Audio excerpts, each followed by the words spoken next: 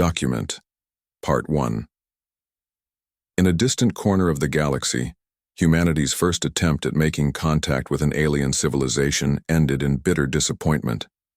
Ethan Carter, a tall man with graying hair and sharp blue eyes, stood nervously in front of a group of towering aliens called the Zorathians. They were a proud and advanced species, their sleek silver armor gleaming under the artificial light of the meeting chamber. The room itself was massive, with high ceilings and walls, made of some kind of shimmering material that seemed to glow faintly. It felt cold and unwelcoming. Ethan had spent months preparing for this moment. As Earth's lead ambassador, he carried the hopes of billions of people on his shoulders. Beside him stood Laura Bennett, a young woman with short brown hair and a calm demeanor. She was the team's communications expert, tasked with ensuring that every word exchanged between humans and Zorathians was clear and accurate. On his other side was Ryan Scott, a wiry engineer with glasses and a notebook always in hand. He was there to explain Earth's technological advancements if anyone asked questions. The Zorathians had agreed to meet after intercepting radio signals from Earth decades earlier. At first they seemed curious about humanity, but as the meeting began it became clear that curiosity had turned to disdain. Their leader, Valtok, was a large alien with deep green skin and piercing yellow eyes. His voice boomed through the chamber as he addressed Ethan and his team. "You call yourselves intelligent beings," Valtok said, his tone dripping with mockery. "Yet your planet is filled with chaos, your government's constantly at odds, and your technology, primitive at best." Ethan clenched his fists but forced himself to remain composed. "We may not be perfect," he replied evenly, "but we have achieved remarkable things. We've built machines that can travel beyond our solar system, devices that allow us to communicate instantly across vast distances, and tools that improve life for millions of people." Valtok tilted his head, his expression unreadable. "Show me," he demanded. Ethan nodded to Ryan, who stepped forward with a holographic projector. With a few taps on its surface, images of Earth's greatest achievements appeared in midair. Skyscrapers, reaching into the clouds, sprawling cities alive with activity, satellites orbiting the planet, and spacecraft venturing into the void of space. The display was impressive by human standards, but the Zorathians merely stared at it with blank expressions. "This is what you consider advanced?" Valtok finally asked, his voice laced with amusement. He waved a dismissive hand. "These constructs are child's play compared to what we have accomplished." To demonstrate, Valtok gestured to one of his aides who activated a panel on the wall. Instantly, the room lit up with projections of Zorathian technology, sleek starships capable of faster-than-light travel, energy shields that could withstand asteroid impacts, and weapons powered by plasma streams strong enough to vaporize entire planets. The difference between the two civilizations was staggering. Laura glanced at Ethan, concern etched on her face. Ryan looked down at his feet, visibly embarrassed. Even Ethan struggled to hide his dismay, but he knew giving up wasn't an option. Humanity needed allies among the stars, not enemies. "We admit that we're still learning," Ethan said firmly. "But don't underestimate us. Our potential is limitless. Given time, we will match and perhaps even surpass your achievements." Valtok let out a loud laugh, joined by the rest of the Zorathians in the room. "Time is something you do not have," he sneered. "Your fragile world teeters on the brink of self-destruction. Wars rage across your lands, resources dwindle, and petty squabbles divide you. You cannot survive without guidance." Ethan felt anger rising inside him, but he swallowed it down. Losing his temper would only make things worse. Instead, he took a deep breath and tried again. "If you truly believe we're so insignificant, then why did you agree to meet with us? Why waste your time?" For a brief moment, Valtok hesitated. Then his lips curled into a cruel smile. "Curiosity," he admitted, "and perhaps entertainment. Watching lesser beings flounder amuses us." The insult stung, but Ethan refused to show it. He straightened his posture and looked Valtok directly in the eye. "Laugh all you want," he said. But remember this. Humanity has faced countless challenges throughout history. Every time, we've risen above them. Don't mistake our current state for weakness. One day, you'll regret underestimating us. With that, Ethan turned and walked away, signaling for Laura and Ryan to follow him. As they exited the chamber, the sound of Zorathian laughter echoed behind them. It was a hollow, mocking sound that sent shivers down their spines. Back aboard their shuttle, the three humans sat in silence. None of them spoke until they were safely en route to their mothership orbiting the Zorathian homeworld. Finally, Laura broke the quiet. "That didn't go well," she muttered. "No kidding," Ryan added bitterly. "They completely dismissed everything we showed them." Ethan rubbed his temples, feeling the weight of failure pressing down on him. "It's worse than I thought," he admitted. "They see us as nothing more than pests. If we don't find a way to prove ourselves, they might decide to wipe us out entirely." "But how?" Laura asked. "Their tech is centuries ahead of ours. There's no way we can compete." Ethan leaned back in his seat, staring out the window at the stars streaking past. For a long while he said nothing. Then, almost to himself, he murmured, "Maybe we can't compete right now, but maybe we don't need to. Maybe we just need to remind them that humanity isn't something to trifle with." Ryan raised an eyebrow. "What do you mean?" "I'm not sure yet," Ethan admitted. "But when we get back to Earth, we'll figure it out. Whatever happens next, one thing is certain. We can't let them keep laughing at us." As the shuttle docked with the mothership, Ethan resolved to turn this humiliation into motivation. The Zorathians had underestimated humanity once. He vowed they wouldn't make the same mistake twice. Document, Part 2. When Ethan Carter and his team returned to Earth, the atmosphere was tense. News of the failed diplomatic mission had already spread, thanks to intercepted communications between the Zorathians and their allies. The world's leaders were furious, not just because of the humiliation, but because the Zorathians' mockery hinted at something more sinister, a potential threat to humanity's survival. Ethan reported directly to General Matthew Hayes, a stern man in his late 50s with salt and pepper hair and a no-nonsense attitude. The meeting took place in a secure underground bunker beneath Washington, D.C., where top military officials and scientists gathered to discuss the next steps. Laura Bennett and Ryan Scott joined Ethan, their faces pale from exhaustion after the long journey back. General Hayes wasted no time getting to the point. "Ambassador Carter," he began, his voice firm, "the situation is worse than we thought.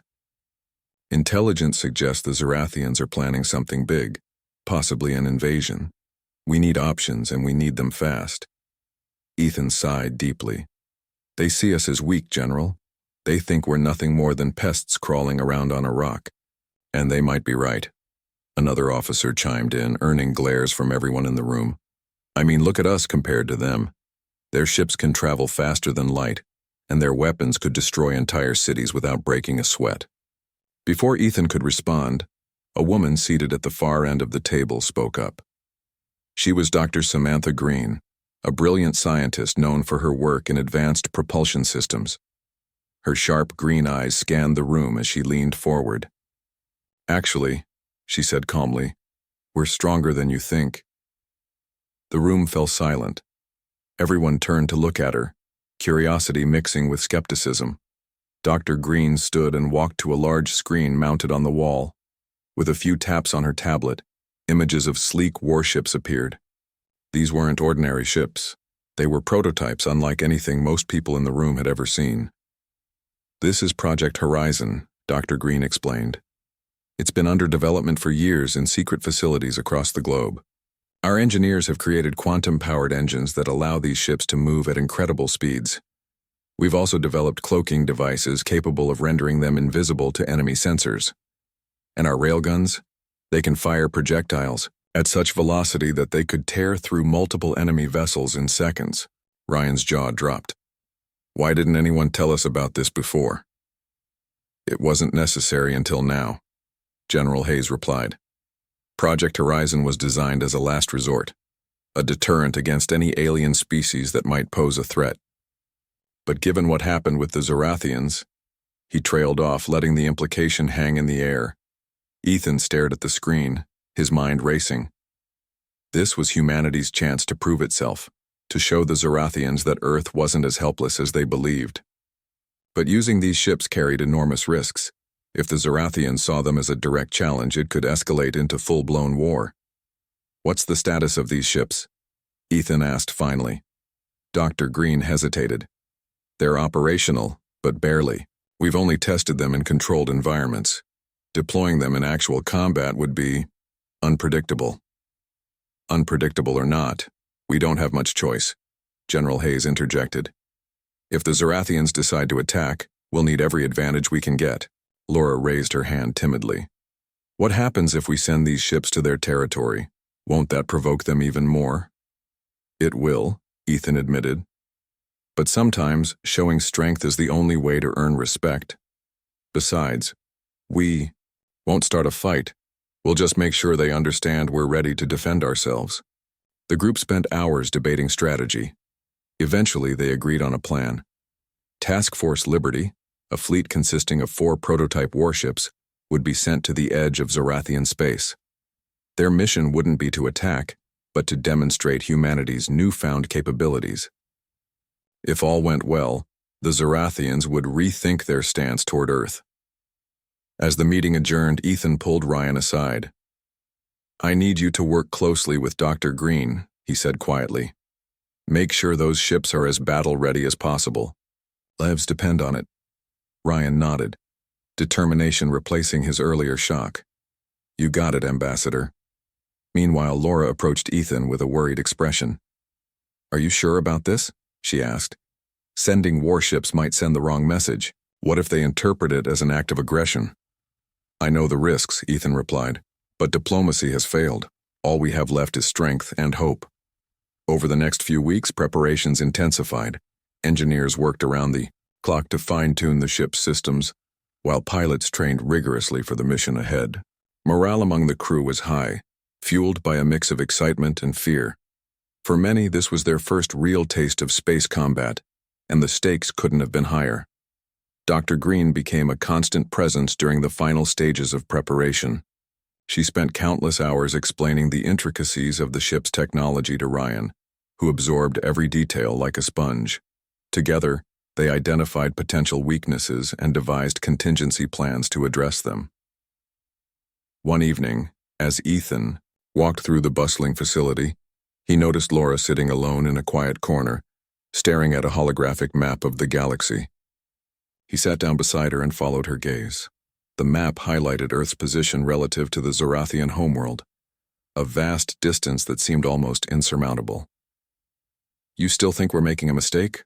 Ethan asked gently. Laura shook her head. "No, I trust you. It's just scary, you know? Everything feels so fragile right now." Ethan placed a reassuring hand on her shoulder. "I feel it too. But remember why we're doing this. Humanity deserves a place among the stars. Not as victims, but as equals. That's worth fighting for." Laura smiled faintly. "Let's just hope the Zorathians see it that way." By the time Task Force Liberty launched, the entire planet watched with bated breath. The ships soared into orbit, their sleek designs gleaming in the sunlight. As they disappeared into the void of space, Ethan knew there was no turning back. Whatever happened next would define humanity's future, not just for him and his team, but for generations to come. And somewhere deep inside, despite the uncertainty, he felt a flicker of hope. Document. Part 3. The journey to the edge of Zorathian space was tense and silent. Task Force Liberty consisted of 4 prototype warships, each named after a symbol of Earth's resilience: Phoenix, Titan, Vanguard, and Guardian. Ethan Carter stood on the bridge of the Phoenix, staring out at the endless expanse of stars streaking past the viewport. The ship's quantum-powered engines hummed softly, propelling them faster than any human vessel had ever traveled before. Beside him, Ryan Scott worked tirelessly at his station, monitoring the cloaking device that kept the fleet invisible to enemy sensors. His fingers danced over the glowing control panel as he adjusted settings and ran diagnostics. So far, so good, he muttered under his breath. If the Zorathians don't know we're here, they won't have time to prepare. Laura Bennett sat nearby, her eyes glued to the communications console. She was listening for any chatter from Zorathian ships or bases, hoping to catch hints about their movements. So far, everything was quiet. Too quiet. It made her uneasy. I don't like this, she said, finally breaking the silence. It's like they're waiting for us. Ethan turned to look at her. Waiting? Or mocking us? She shrugged. Maybe both. Either way, we need to stay alert. As the fleet approached the border of Zorathian territory, tension aboard the ships grew thicker. Every crew member knew what was at stake. This wasn't just a mission. It was a test of humanity's place in the galaxy. If they failed, Earth might never recover. Dr. Samantha Green, who had insisted on joining the mission, walked onto the bridge carrying a tablet filled with data.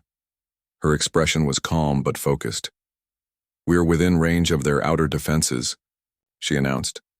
The cloaking devices are holding steady, but once we deactivate them, they'll see us immediately. Ethan nodded. That's when the real challenge begins. Are we ready? Ryan looked up from his station. As ready as we'll ever be. Ethan took a deep breath. All right, everyone. Here's the plan. We decloak just outside their sensor range, then move into position above their homeworld. Once we're there, we broadcast a message directly to Valtok. Make it clear we're not here to fight, but we're not backing down either. And if they attack? One of the junior WoW officers asked nervously. Then we defend ourselves, Ethan replied firmly, but let's hope it doesn't come to that. With a final nod, Ethan gave the order to decloak. One by one, the ships shimmered into visibility, their sleek designs gleaming against the backdrop of space. For a moment, nothing happened. Then alarms blared across the fleet as Zorathian vessels appeared on long-range scanners, moving rapidly toward their position. They've spotted us, Laura shouted, her voice rising in panic. Steady, Ethan commanded. Hold your positions. Let them come to us. The Zorathian fleet loomed larger on the viewports, their ships massive and intimidating. Their hulls were covered in jagged armor plating, and energy weapons bristled along their surfaces. At the center of the formation was a colossal command ship, its size dwarfing even the largest human vessels. A transmission crackled through the comm system. On the main screen, Valtok's face appeared, his yellow eyes blazing with fury. You dare bring your primitive toys into our territory? He snarled. This is an act of aggression. Ethan stepped forward, standing tall despite the fear gnawing at his gut. We're not here to fight, he said evenly. We came to show you that humanity is not to be underestimated. Your mockery has gone far enough. Valtok laughed, a cold, cruel sound that sent shivers down everyone's spines. You think these trinkets impress us? You're still insects compared to us. Before Ethan could respond, the Zorathian leader barked an order, and his fleet opened fire. Bright beams of plasma shot toward Task Force Liberty, illuminating the darkness of space. But instead of hitting their targets, the attack struck an invisible barrier surrounding the human ships. The shields are holding, Ryan exclaimed, relief washing over his face. They can't penetrate them. Ethan allowed himself a small smile. Now they know we're serious. On the bridge of the Titan, Captain Lisa Monroe watched the battle unfold with growing confidence. Her ship shook slightly as another volley of plasma impacted the shields, but the damage was negligible. Keep those shields up, she ordered. Her crew. And prepare the railguns. Let's show them what we're made of. Back on the Phoenix, Ethan turned to Dr. Green. How long can the shields last under sustained fire? At least 20 minutes, she replied.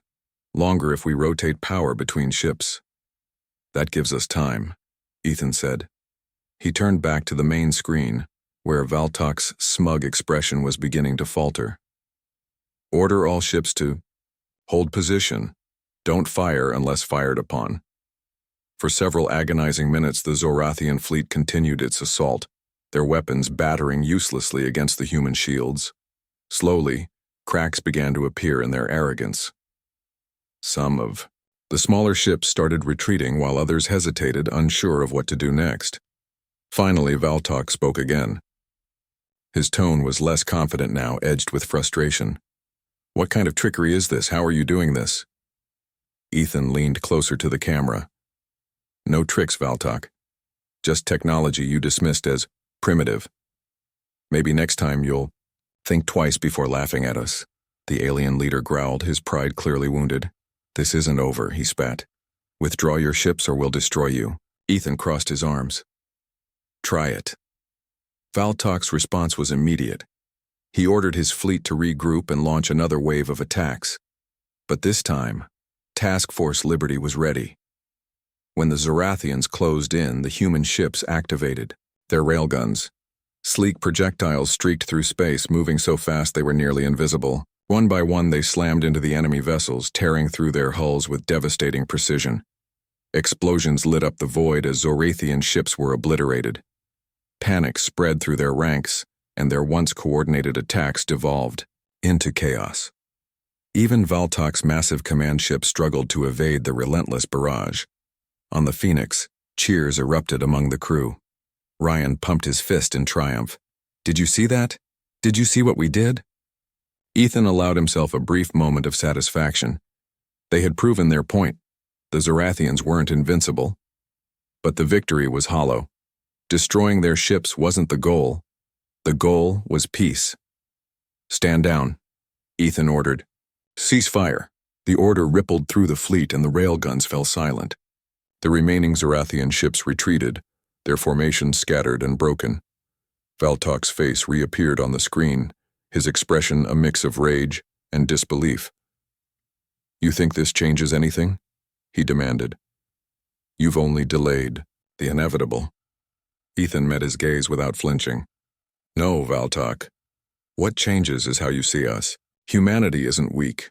We aren't afraid. And if you try to harm us again, we'll respond with everything we've got." For a long moment, Valtok said nothing. Then, with a curt nod, he cut the transmission. The Zorathian fleet withdrew completely, disappearing into the depths of space.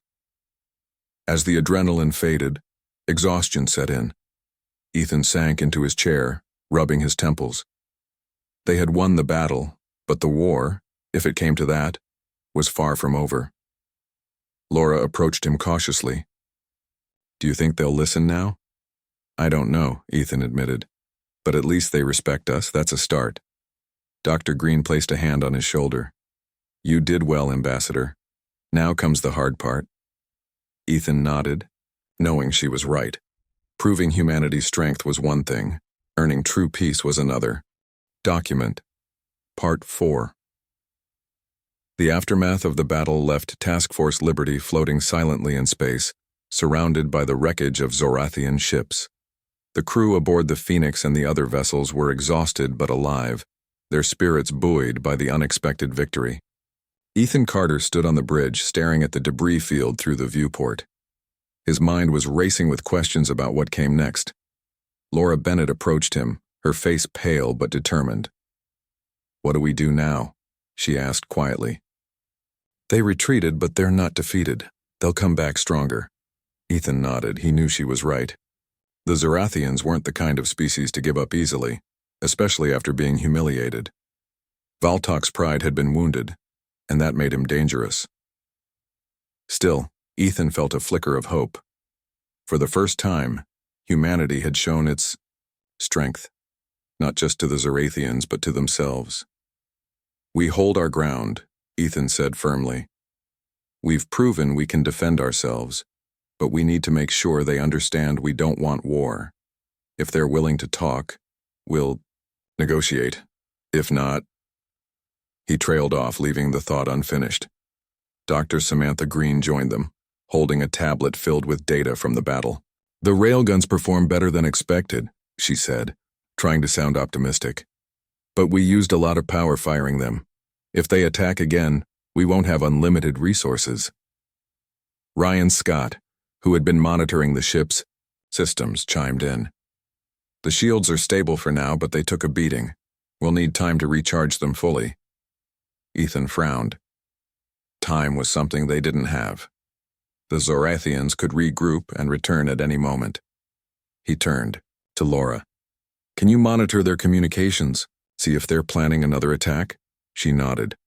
"I'll do my best. Their signals are encrypted, but I might be able to crack some of it." As the crew worked to prepare for whatever came next, Ethan decided to send a message directly to Valtok. He wanted to make one last attempt at diplomacy before tensions escalated further. Sitting down at the communications console, he recorded a brief transmission. "To Valtok and the Zorathian people," he began, his voice steady despite the weight of the situation. "We did not come here seeking conflict. Our goal is peace, but we will not tolerate aggression.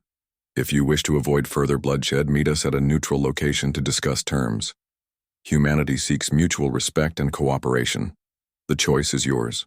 After sending the message, Ethan leaned back in his chair, unsure if it would make any difference. Valtok was proud and stubborn, traits that often led to irrational decisions, but Ethan had to try. War wasn't inevitable, yet. Hours passed without a response. The tension aboard the ships grew thicker as everyone waited for the Zorathians to make their move.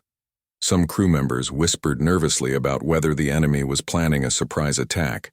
Others speculated that Valtok might ignore the message entirely and launch an all-out assault. Finally, just as hope began to fade, a reply came through. It was short and to the point. "We accept your proposal. Meet us at coordinates provided within the hour." Ethan let out a breath he hadn't realized he was holding. "They're willing to talk," he announced to the crew. A wave of relief swept through the room, though it was mixed with caution. No one trusted the Zorathians completely, least of all Ethan. The designated meeting point was a barren asteroid drifting near the edge of Zorathian territory. Its surface was pockmarked with craters, and jagged rocks jutted out like broken teeth. Task Force Liberty arrived first, taking up defensive positions around the asteroid while waiting for the Zorathians to show up. When they finally arrived, their ships moved cautiously, keeping their distance. A single shuttle detached from the main fleet and approached the asteroid. Inside it was Valtok, accompanied by two heavily armed guards. Ethan, Laura, and Dr. Green boarded the Phoenix shuttle and flew over to meet them.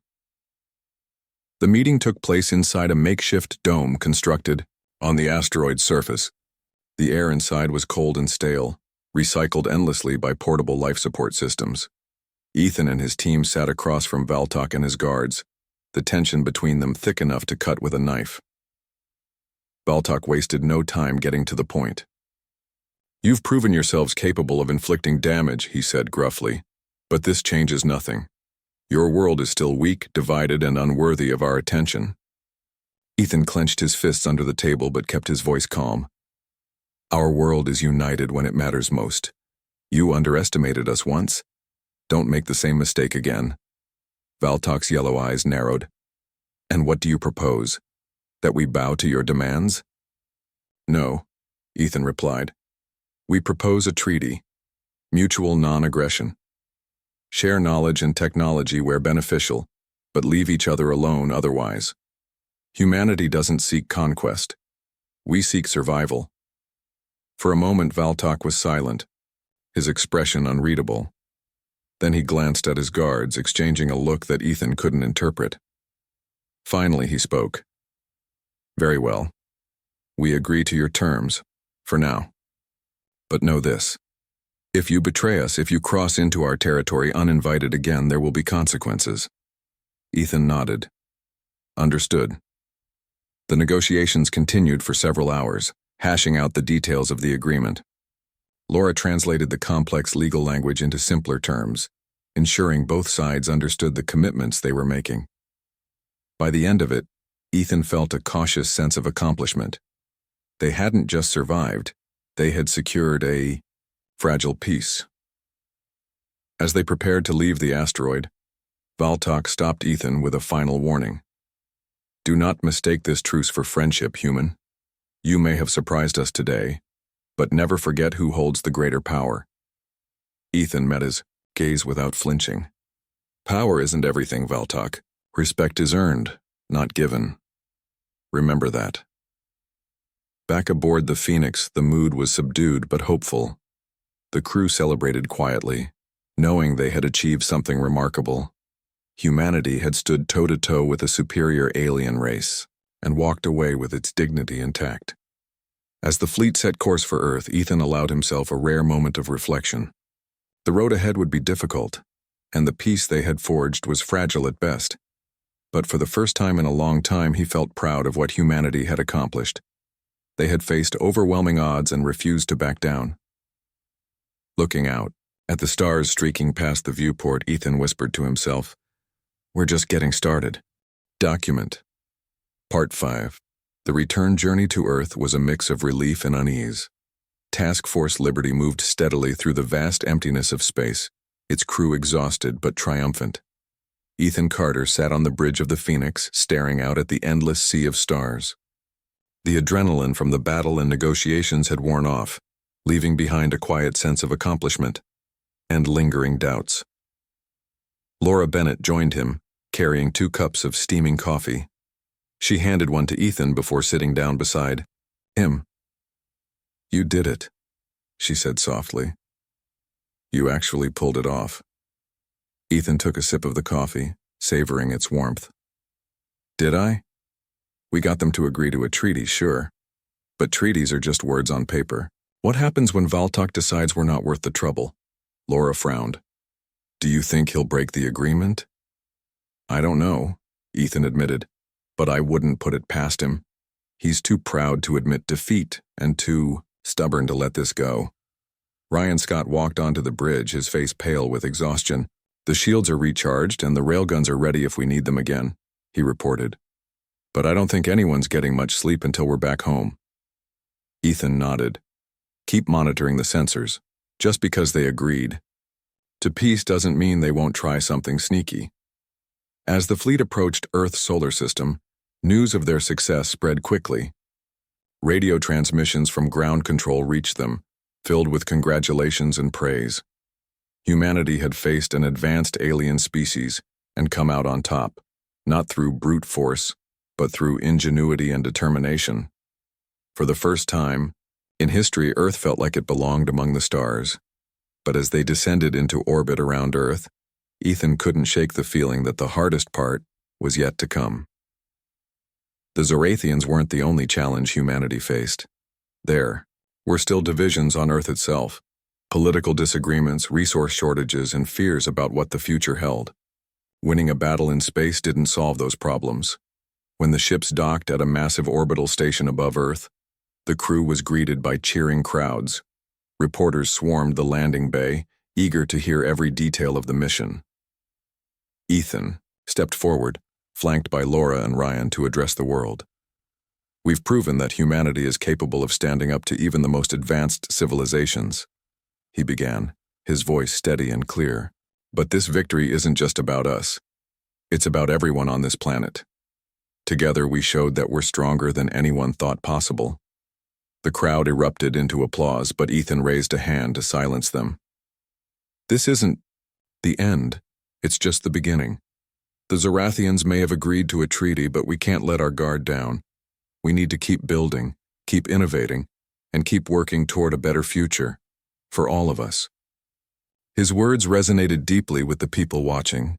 For the first time in years, humanity felt united, not just against a common enemy, but for a shared vision of progress and survival. Over the next few days, Ethan and his team briefed world leaders on everything that had happened. General Matthew Hayes listened intently, his expression grim. "This truce is fragile," he said after Ethan finished speaking. "If the Zorathians decide to test us again, we need to be ready." "We will be," Ethan replied. "But we also need to focus on strengthening ourselves here at home. If we don't fix our own problems, no amount of alien tech will save us." Dr. Samantha Green nodded in agreement. "Project Horizon gave us the tools to fight back, but it's not enough. We need to invest in education, research, and infrastructure. Humanity's greatest strength has always been its ability to adapt and grow." The discussions continued late into the night, with plans being made to expand Project Horizon and develop new technologies. Ethan knew it wouldn't be easy.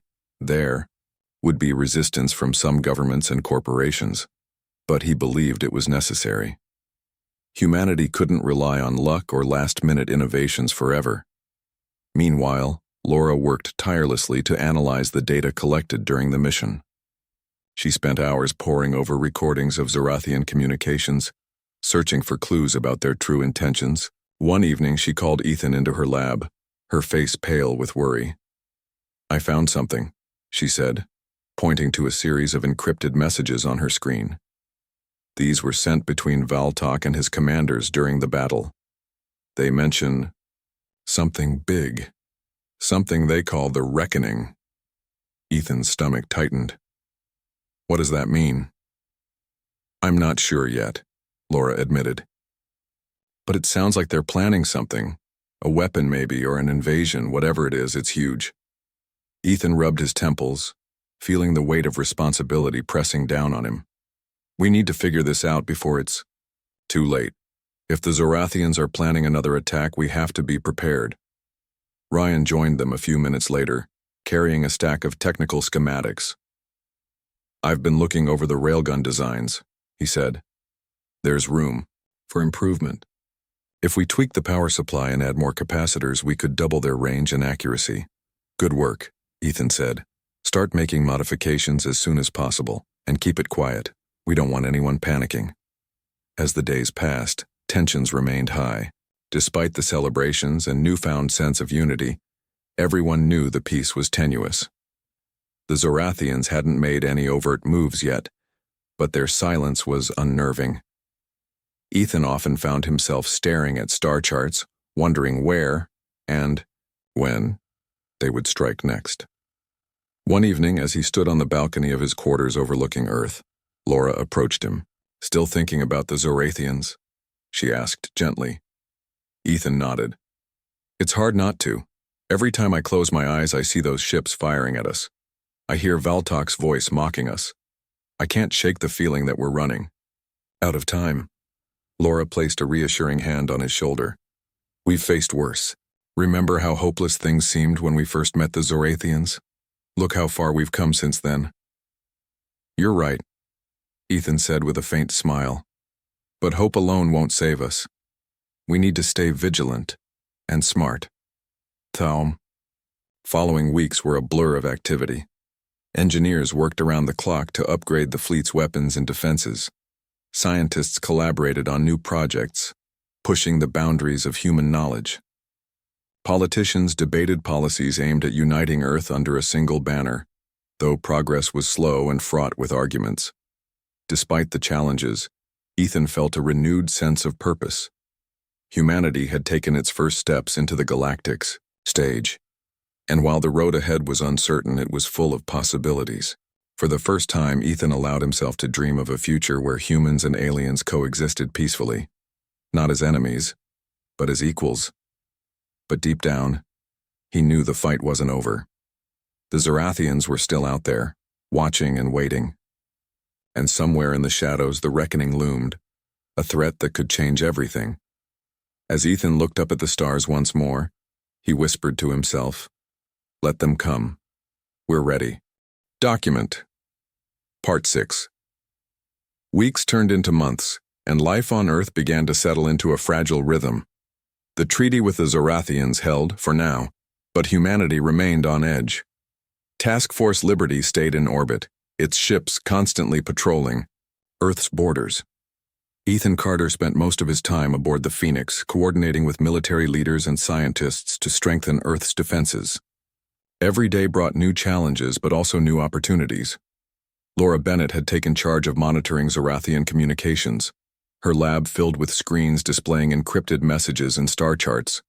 She worked tirelessly, her fingers flying across keyboards as she tried to piece together what the reckoning might mean. One evening, while analyzing a particularly dense transmission, she noticed something unusual, a series of coordinates deep in uncharted space. "Ethan," she called out, her voice trembling with excitement. "I think I found something." Ethan walked over, his brow furrowed. "What is it?" "These coordinates," Laura explained, pointing to the screen. "They're mentioned repeatedly in the messages about the reckoning. I think they lead to whatever the Zorathians are planning. Ethan studied the data carefully. It could be a trap, he said cautiously. But if it's real, we need to know what they're up to. Ryan Scott joined them, holding a tablet filled with technical diagrams. If we send a ship to investigate, we'll need to retrofit it with upgraded sensors and stealth tech. The last thing we want is to get caught snooping around their territory. Ethan nodded. Do it. Take the Vanguard. It's smaller and faster than the others, perfect for reconnaissance. The mission was kept secret, known only to a handful of trusted individuals.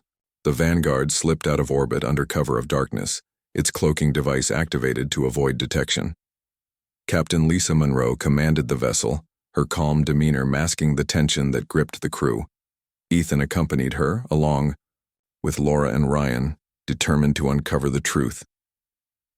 The journey to the coordinates took several days. As they approached their destination, the crew grew increasingly uneasy. The region of space was eerily quiet, devoid of stars or planets. It felt like a void, a place where nothing should exist. There, Laura whispered, pointing to a faint blip on the radar. Something's there. The Vanguard moved closer, its sensors scanning the area. What they discovered shocked them all. Hidden within the void was a massive structure, a colossal weapon unlike anything humanity had ever seen.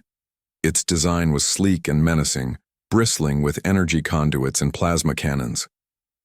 At its core pulsed a glowing sphere of light, radiating immense power. That's the reckoning, Ethan murmured, his voice filled with dread. It's some kind of superweapon. Ryan examined the readings closely. If my calculations are correct, it's capable of destroying entire star systems.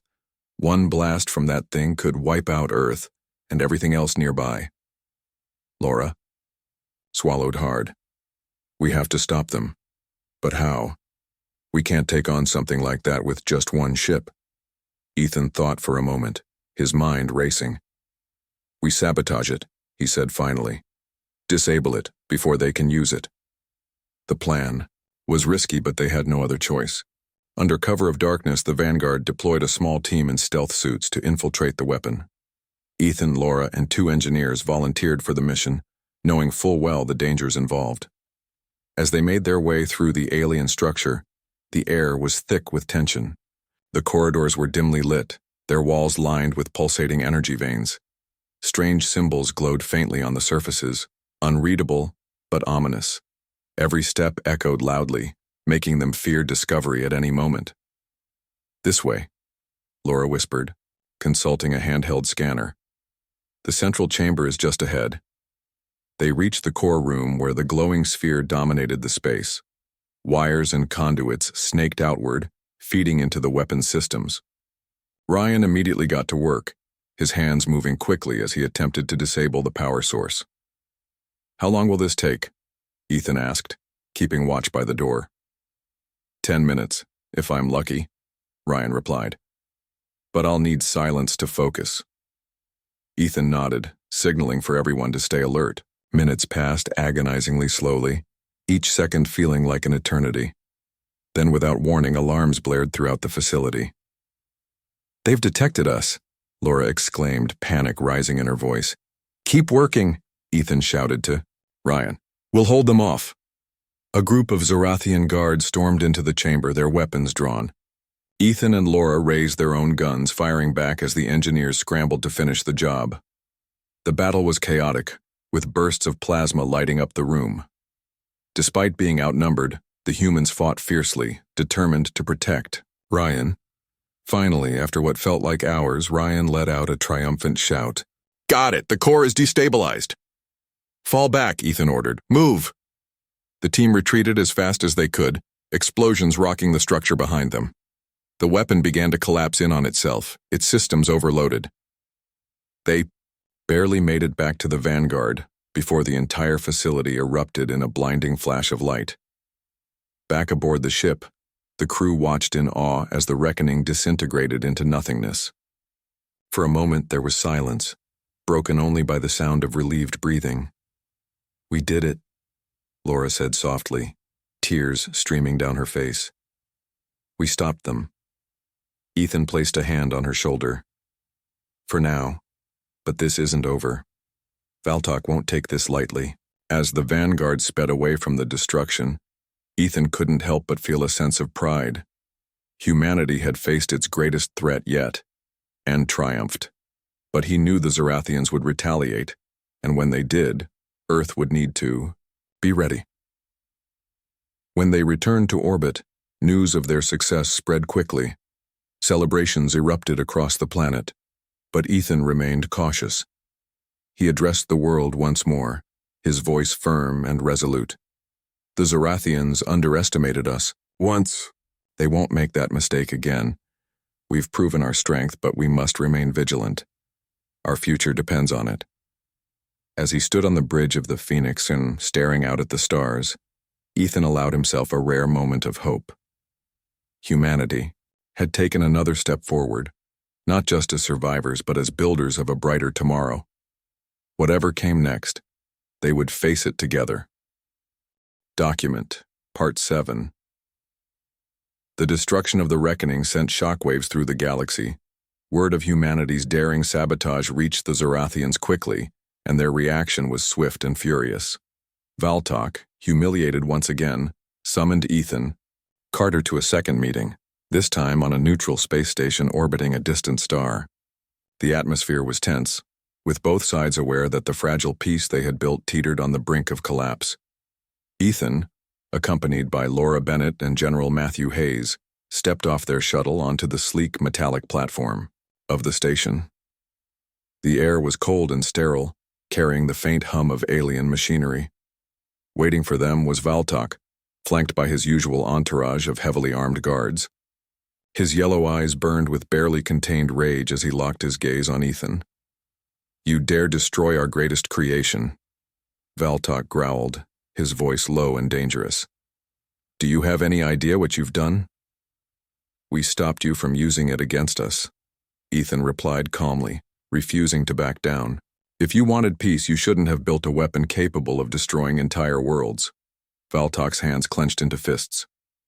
"That weapon was meant to secure order in the galaxy, not chaos. Your interference has destabilized everything." "Order?" Ethan shot back. "You call threatening billions of lives order? That's not leadership, it's tyranny." For a moment, the room fell silent. Valtok's nostrils flared as he struggled to control his temper. Finally he spoke, his tone icy. "You've made enemies today, human. Powerful enemies. Do not think your little victory will go unpunished." Ethan met his glare without flinching. "We didn't come here looking for war, but if you force, our hand will defend ourselves and win." The tension between them crackled like static electricity.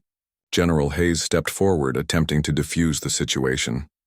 "There's still time to avoid further conflict," he said, his voice measured. "Let's focus on finding common ground instead of threats."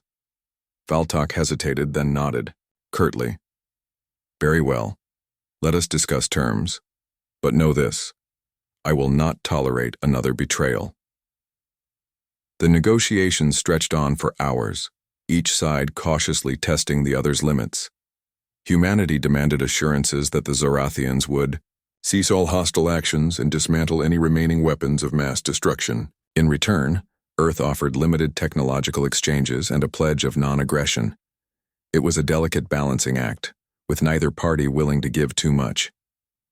Laura played a crucial role, translating complex legal jargon into simpler terms, and ensuring both sides understood the implications of every clause. Her calm demeanor helped keep tempers in check during heated moments. At one point, when Valtok accused humanity of being deceptive, she leaned forward and said firmly, "Trust works both ways. If you want us to believe your promises, you need to honor ours." Her words seemed to strike a chord with the Zorathian leader, who reluctantly agreed to continue the talks. By the end of the session, a tentative agreement was reached. The Zorathians would stand down their forces near Earth, while humanity committed to sharing certain advancements in energy technology. Both sides promised to establish a joint council to oversee future interactions, a step toward long-term cooperation. When the meeting concluded, Ethan felt a cautious sense of relief. Walking back to their shuttle, he turned to Laura and General Hayes. "It's not perfect, but it's a start." Hayes nodded grimly. "For now, it'll have to do. But don't let your guard down. Valtok isn't the forgiving type." Back on Earth, news of the renewed treaty brought mixed reactions. While some celebrated the continued peace, others remained skeptical. Critics argued that trusting the Zorathians was reckless, pointing out their history of aggression. Ethan addressed these concerns in a global broadcast, emphasizing the importance of vigilance and unity. "This treaty is a chance to build bridges, not walls," he said, standing before a crowd of reporters. "But make no mistake, we are prepared to protect ourselves if necessary. Our strength lies not just in our technology, but in our determination to survive and thrive." Meanwhile, Dr. Samantha Green led efforts to implement the technological exchange outlined in the agreement. Teams of scientists worked alongside Zorathian engineers, sharing knowledge about quantum propulsion systems and advanced materials. The collaboration was fraught with challenges, as cultural differences often led to misunderstandings. Still, progress was made, inch by inch. Ryan Scott spent countless hours studying the data gathered during the sabotage mission. He discovered weaknesses in the Zorathians' shield technology, flaws that could be exploited if tensions escalated further. Armed with this information, Task Force Liberty began developing countermeasures, ensuring humanity would never be caught off guard again. As weeks passed, life on Earth slowly returned to normal, or as close to normal as it could get under the shadow of an interstellar treaty. People went about their daily routines, rebuilding cities and investing in new projects inspired by the breakthroughs achieved through Project Horizon. Schools introduced courses on astrophysics and engineering, sparking a wave of interest among younger generations. But beneath the surface, unease lingered. Reports trickled in of Zorathian ships patrolling distant sectors of space, their movements unpredictable. Some speculated they were searching for new allies, or plotting revenge. Ethan kept a close eye on these developments, knowing that peace was fragile and required constant effort to maintain. One evening, as he stood on the balcony of his quarters overlooking Earth, Laura joined him. She carried 2 cups of coffee, handing one to him before leaning against the railing. "Do you think we can trust them?" she asked quietly. Ethan took a sip of the warm drink, staring at the glowing horizon below. "I don't know," he admitted. "But trust isn't the point. What matters is that we're ready for anything." Laura nodded thoughtfully. "We've come so far. Sometimes I wonder how we managed to hold it together." "It's because we had no choice," Ethan replied. "When survival is on the line, people find ways to rise above fear and doubt. That's what makes us human." They stood there in silence for a while, watching the stars twinkle in the vast expanse above. Despite the uncertainty ahead, Ethan felt a flicker of hope. Humanity had faced its darkest hour and emerged stronger than ever. Whatever challenges lay in the future, they would face them together, not as individuals, but as a united species.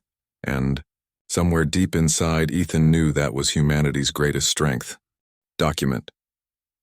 Part 8. Months passed, and the fragile peace between humanity and the Zorathians held. The Joint Council established after the treaty began meeting regularly, though progress was slow and often frustrating. Misunderstandings were common as neither side fully trusted the other. But despite the challenges, small victories emerged: shared scientific breakthroughs, cultural exchanges, and even a few cautious friendships. Ethan Carter remained at the forefront of these efforts, traveling frequently between Earth and Zorathian territory. His role had shifted from diplomat to mediator, a position he embraced with quiet determination. Laura Bennett stayed by his side, her skills in communication proving invaluable during tense negotiations. Ryan Scott continued refining Earth's technology, ensuring humanity remained prepared for any eventuality. The changes brought about by Project Horizon rippled across the globe.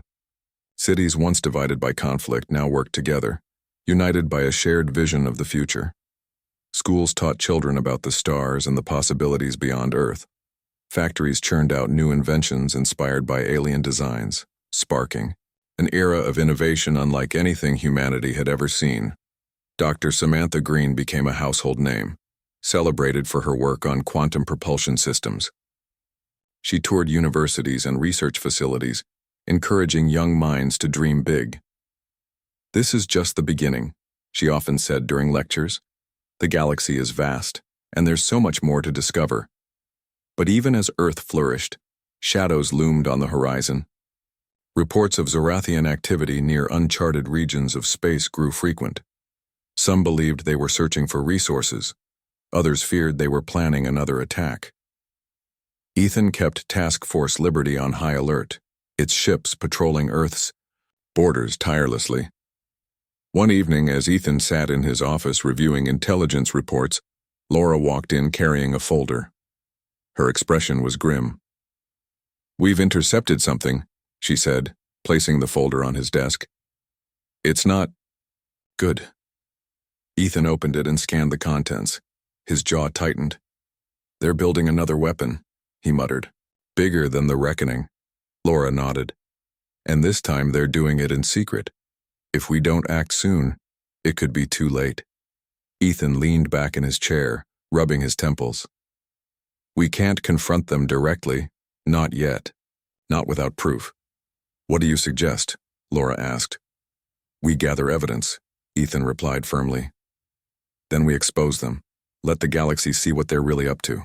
The mission fell to Ryan, who devised a plan to infiltrate Zorathian databases using a virus disguised as a routine software update. It was risky, but it worked.